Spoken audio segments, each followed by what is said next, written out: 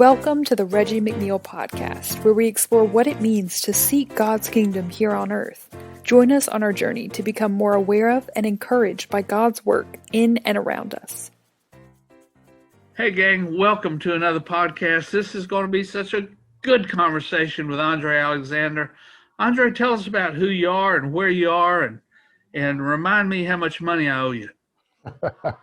Well, the money part, I won't tell everybody, but I'm Pastor Andre Alexander from St. Louis, Missouri.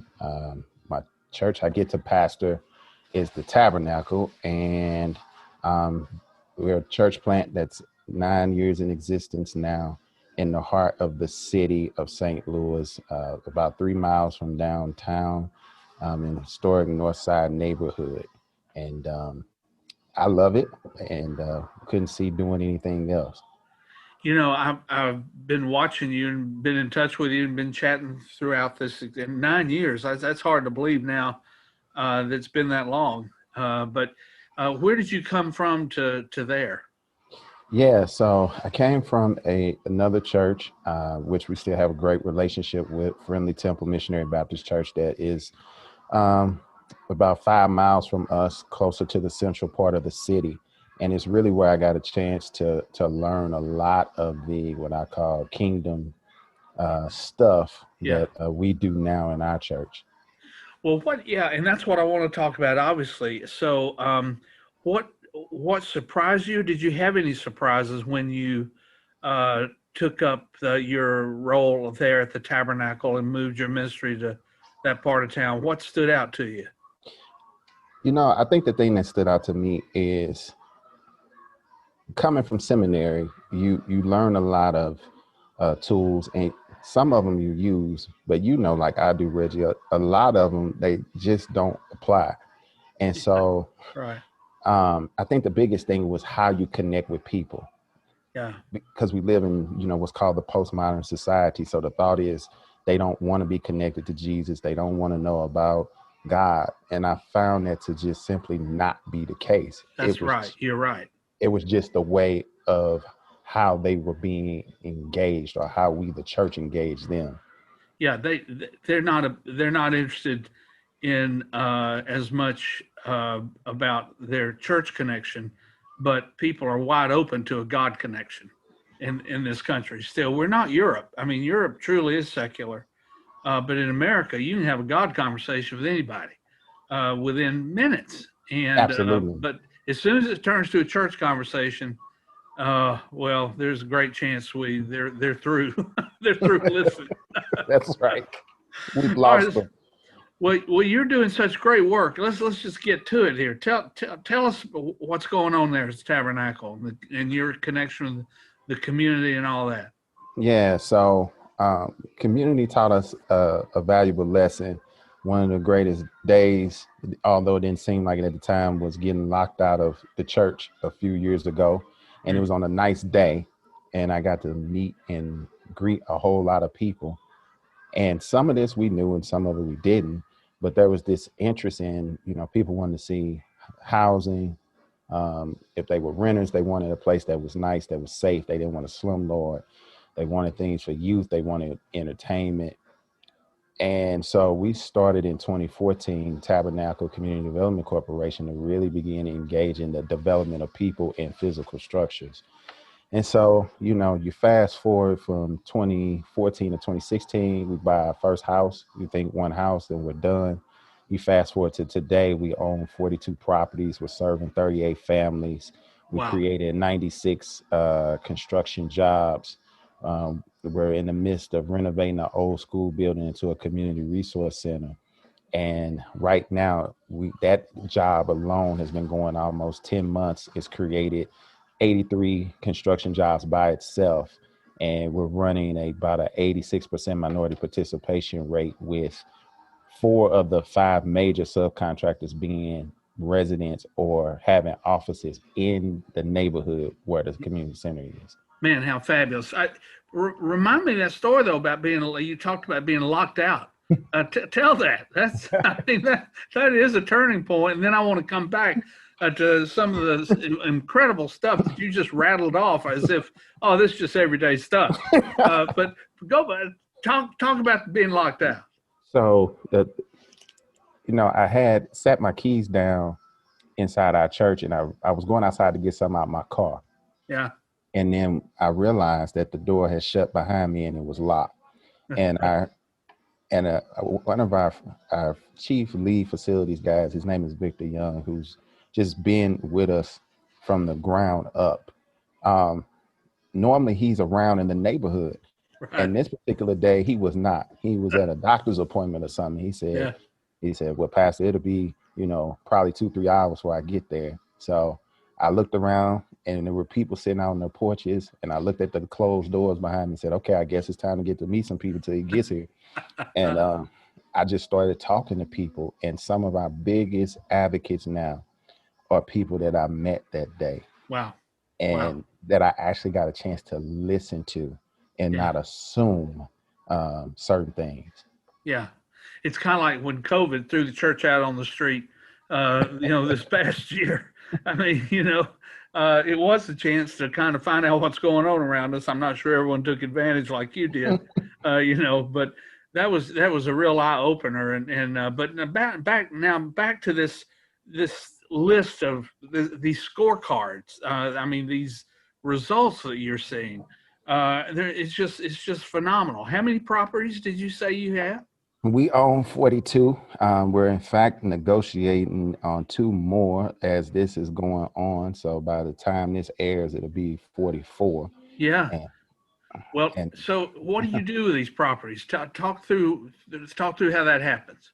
Yeah. So once we acquire, and for those who may be interested, we go, it's through city relationships, it's through personal owners, people who have moved away but still own a house, but they have no intent of moving back in, that we connect with. And we go in, and they're beautiful. St. Louis is known for its beautiful architecture. It's gotten awards. We got brick here that you can't get anywhere else. Yeah. And so these houses on average are 3,000-4,000 square foot houses, typically duplexes or sometimes quadplexes. And so we go in, and the bones are good, and sometimes there's certain parts of the inside that are good. We just remove what's not good and then upgrade it so that it has high efficiency things like the furnaces and the water tanks and things, so that the people who move in them, their utility bills are low. We're putting in new windows.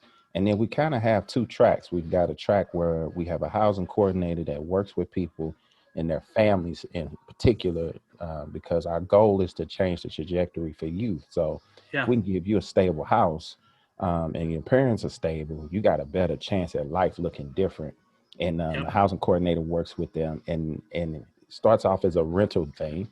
And then as things get stable, they get to look at home ownership. And we're in the midst now, I didn't say this earlier, we're in the midst now of actually building some affordable single family for sale properties, starting with a display house this summer, to accommodate people who are ready to make that transition to home ownership. Well, now talk to me about you helping these folks get financing and all that. How's that work? Yeah. So, of course, moving in our properties, when it starts off rental, we own it, right? Free and clear. Right. So they don't have to wrestle with a bank. They don't have to deal with that headache. We give them time to build credit and things like that. And then as they're getting to that point, we have a couple of lenders that we have developed relationships with, who have loan products that accommodate, people coming in with maybe average credit or some dings on their credit. Sure. They can get down payment assistance. We're discounting the price of the house. So for example, the new stuff that we build will cost us about $250,000 to build it, but we'll sell the house for probably 40% of that. So they walk in with equity, and they walk in with, loan terms that can help them basically continue to pay as if they're paying rent. Now, how are you covering that spread? That's where the fund comes in. That's where fundraising comes in. That's where some of the programs and grants we apply for to subsidize that And I'll tell you, Reggie, it's one of those things where some people really get it and they give to it, and other people, they don't understand the gap piece of it. To your Yeah. point, but if you don't cover that, it doesn't work. Well, what's your yeah yeah? It's got to be covered. Somebody's got to pay for this. Somebody's got to pay for it. That's right. And but I love the fact that, I mean, this is really, you're helping to make sure that gentrification doesn't, I mean, it's, we're seeing it happen all over, where the folks that have lived in these neighborhoods for, decades, suddenly get priced out of the market. And when we start fixing up stuff, they can't afford it. So you're attacking that problem at both ends. Yeah, it was important to us, incidentally, this neighborhood where our church sits, again, you have classic people like Chuck Berry, Arthur Ashe, Tina Turner, who lived in this neighborhood growing up. My wife lived in this neighborhood growing up. My family is still in the area. So it's more than just, the cool hot spot. You know how church plan can go where people just drop in because it's a cool hot spot. No, it has personal meaning. And there's some people in this neighborhood we've known a long time, and to your point, who have been there 50, 60 years. There's no way we want to do anything that displaces them. Right. Well, and then you talked about how many construction jobs have you created? 96. Wow. Well, I don't know what you're doing. I mean, instead of talking to me, you ought to be out creating that 100th one. I mean, you're wasting somebody's life. What I love about that, I mean, that's not on most church scorecards. How many jobs have we created? Well, in fact, when I typically ask pastors that, they think I'm, talking about how many staff positions, in church. And I said, no. See, the Gallup well-being, the senior scientists at Gallup, in their well-being survey, they have determined that having a full-time job is the single most important correlative to a sense of a person's well-being. I mean, It trumps family, it trumps faith. And if you think about it, of course, I mean, because if you don't have a job, your chance of having a stable family, I mean, you don't have a chance. And, and in terms of faith, the first story in the Bible, God, Adam had work to do when he woke up, and that's what work turns us into human beings, so, the chance to fully participate in the life that God intends, which of course, is my idea of what kingdom is. I mean, you're actually providing that for these, and what I like too is, so the families you're helping through the construction, but it's also the families who are doing the construction, that their trajectory is being changed. So anyway, I love it. I love it. Well, we love it too. And, it's amazing that survey says that, because I can't tell you now how many conversations I've had or other people in our church have had with people who do the work, because now they trust us. Yep. They see us as vested in them, not seeing them as a project or something to get in our doors. Yeah. I mean, and having a God conversation with somebody that you've helped to create a better life for themselves is a pretty easy deal. I mean, as opposed to, I'm looking at you as a mark, or somebody I can get something from. I mean, you're in an entirely different position. Well, this community development center, talk to me about that. What's happening with that, or community center, I should say? Yeah. So it's, again, one of those long-term dreams of ours. This was a former elementary school that had been closed for a while, and another church owned it, but they were just sitting on it. They had previously did a few things, and it got shut down. And so when we bought it, it was in pretty bad shape. Bought it for $40,000, 15,000 square feet. So that lets you know the shape it was in when we bought it. Yeah. We're putting 1.2 million in it, and it will host an auditorium for community events. Our church will utilize it for worship. It will also have a urgent care family medicine clinic in it by one of the major hospitals here in the area, Mercy, that will focus on women's health care, particularly prenatal and postnatal, because the zip code where our church is 63107 is the second highest in the state of Missouri in infant mortality rate. Oh my. So to Wow.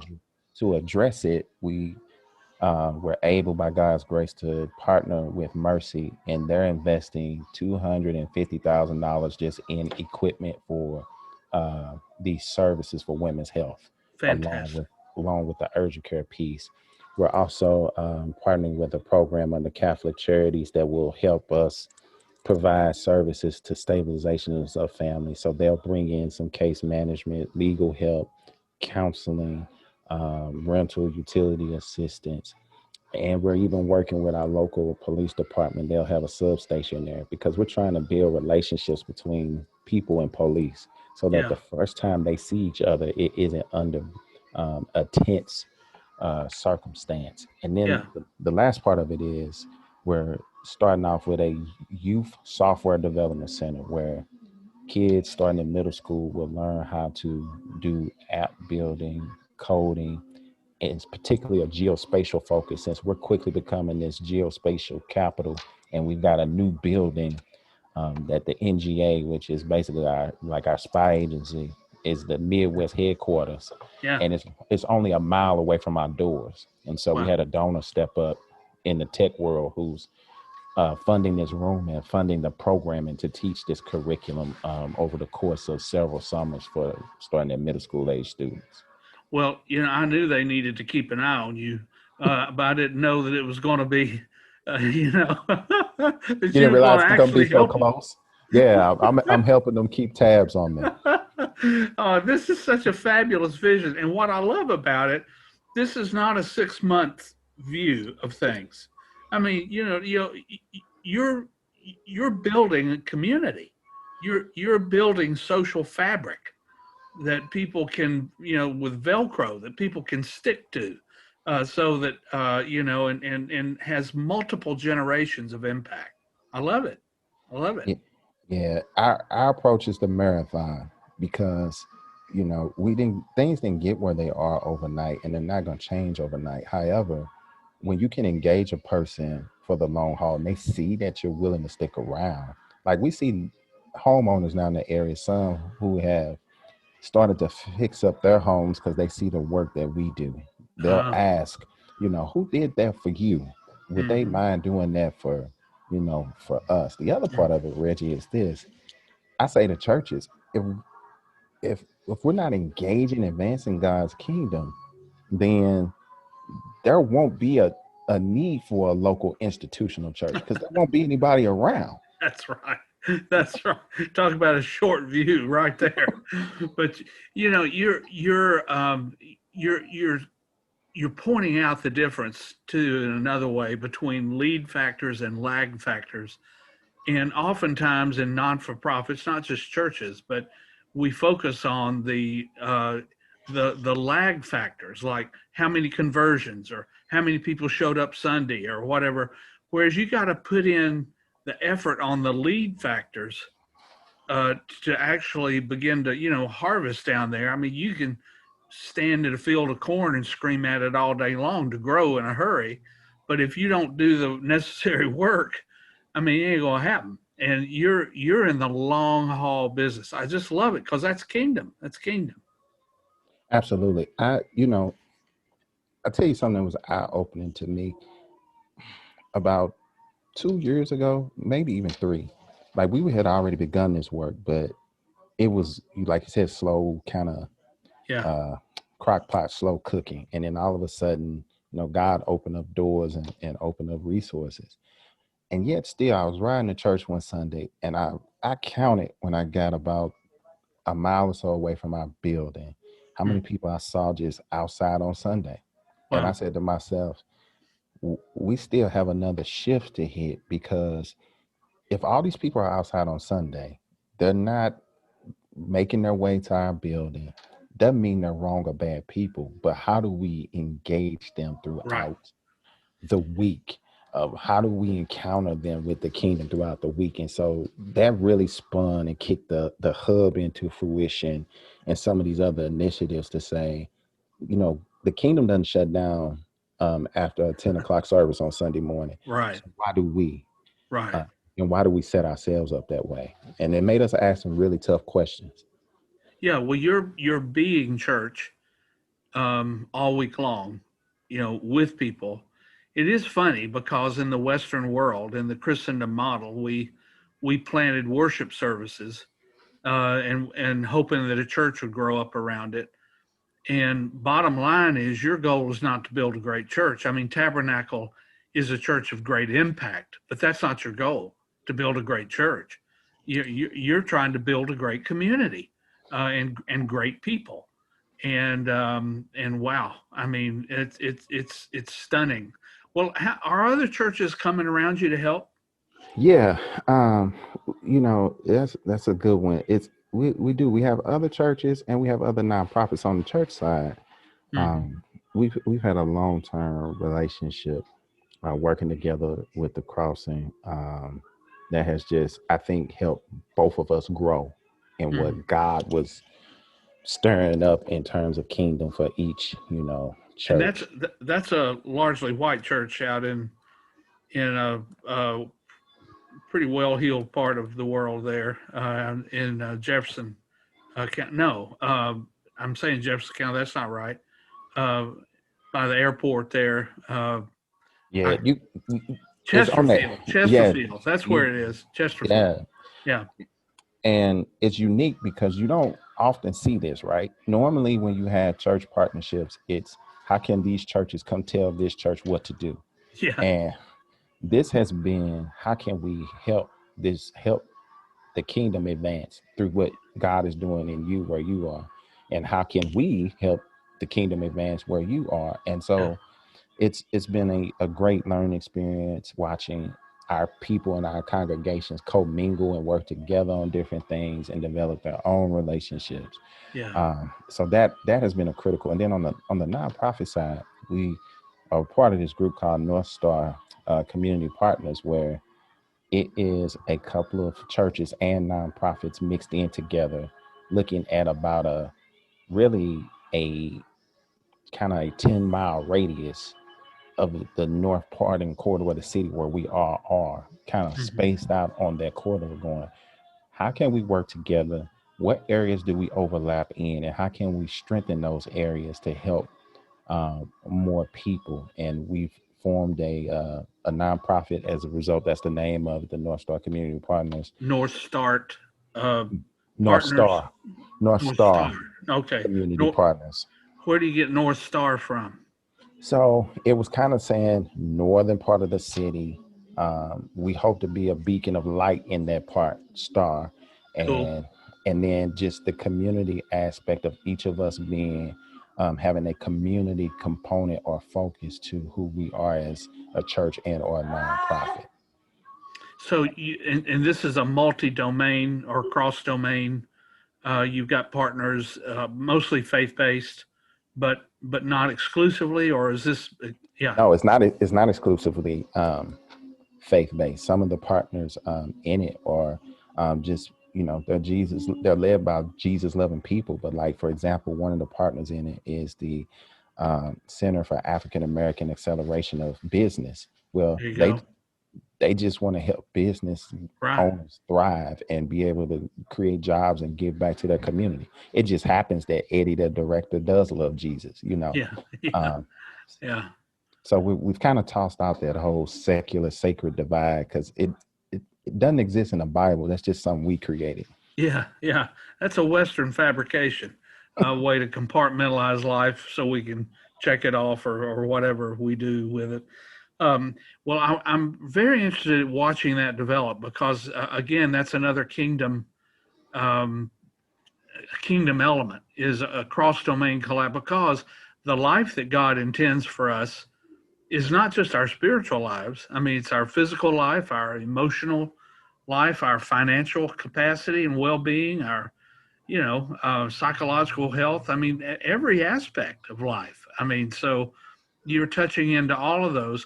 Now, will some of those partners, are any of them also participating in the community center or as an expression with you? That's a great question. Yes. So one of them will be helping.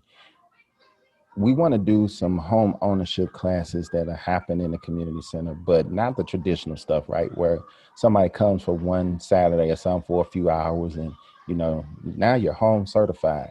No, this will walk through components and steps, and they'll get to learn the essence of what it means to own a home, the ins and outs of being a homeowner, not just how to pay a mortgage, what's the best setup and way for your kids to acclimate to the home, and how can they help, and all these different things. So one of our partners um, in the North Star Collaborative will be a part of that. And then another partner of it, from the economic business standpoint, will help with teaching um, some courses in entrepreneurship and things like that. So Fabulous. yeah, there's a lot of commingling that will be going on amongst us in this building.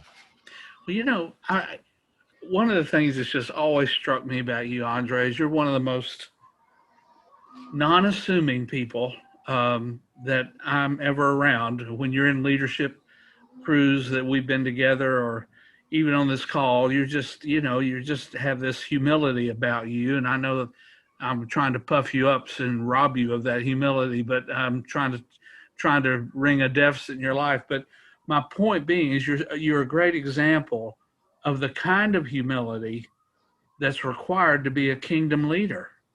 Because as soon as you do what you did, as soon as you made the turn and said, I got to go out and talk to these people, let's find out what's going on in the community because I can't get back into church anyhow.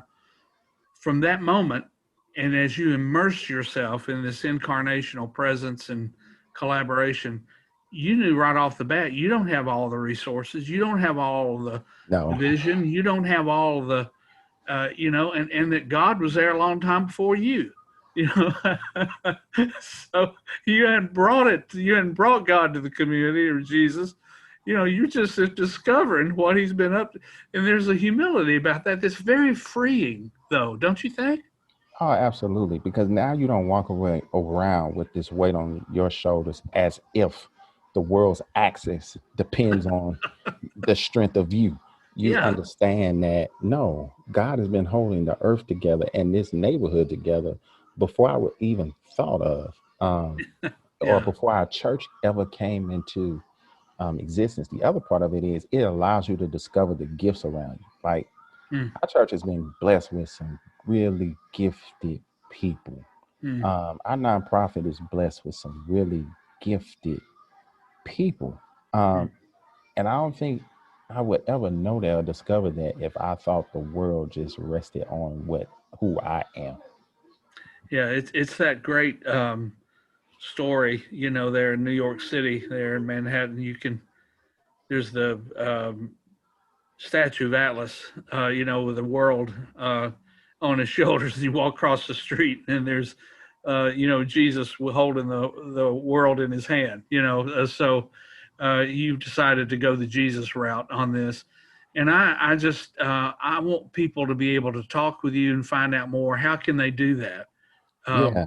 yeah, So, like anything, we've got a website, www.tabdev.org. So that's tabdev.org. And you can go out there and see the things we're up to, and has our contact information. You can also reach us um, via email at info@tabdev.org. so that's short for Tabernacle Development. Mm-hmm. Yeah, yeah. Well, I love it. Developments is that's again the perfect word for what you're doing, man. You're co-laboring with God. You're a co-conspirator with Him for the kingdom to really continue to take root and develop in your part of the world. And I really appreciate you taking time today. You just cracked open the door and let us look in a little bit. It's gonna be so much fun to continue to watch what God is doing there. You just really encourage us all.